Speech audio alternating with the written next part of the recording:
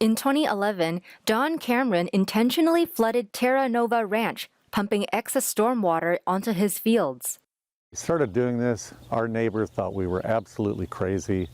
Everyone we talked to thought we would kill the crop. And lo and behold, believe me, it turned out great, but I was out there every day watching to see if there were any symptoms, any problems showing up in the wine grapes that we flooded back in 2011. But we proved we could do it. Today, California water experts see Cameron as a pioneer. His experiment to control flooding and replenish the groundwater has become a model that policymakers say others should emulate. So we have been taking floodwater when it's become available during the flood years. The first year was 2011. We did it again in 2017 and then again in 2019. But we really didn't have the infrastructure built and in place to really capture the large amounts of floodwater that do come by our farm here. Cameron grows wine grapes, almonds, walnuts, pistachios, olives, and other crops on his 6,000-acre farm in the San Joaquin Valley, the heart of California's $50 billion agricultural industry.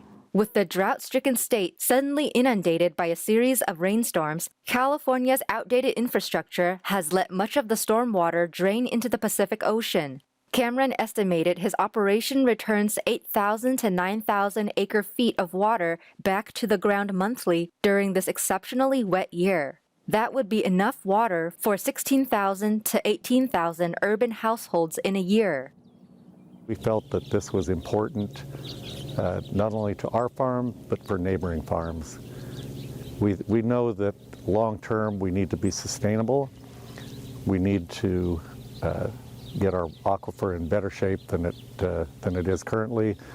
And we know that we'll have additional droughts in the future and probably more extreme droughts and more extreme floods. So we are prepared. We are ready to capture floodwater when it does come. The State Department of Water Resources provided $5 million and Terra Nova another $8 million for the project, which includes a pumping system. Actually, this year will be the first year that we've got a big canal in place. We have a large pump in place that can pump 67,000 gallons a minute. And we know that when these flood flows do come, we'll need to capture quickly, spread the water on our fields that we've dedicated for recharge. This project took over 10 years from start to finish. If more farmers could inundate their fields rather than divert precipitation into flood channels, that excess could seep underground and get stored for when drought conditions return.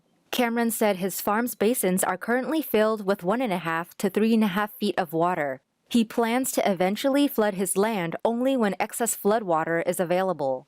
Cameron said, so far, there has been virtually zero return for the company.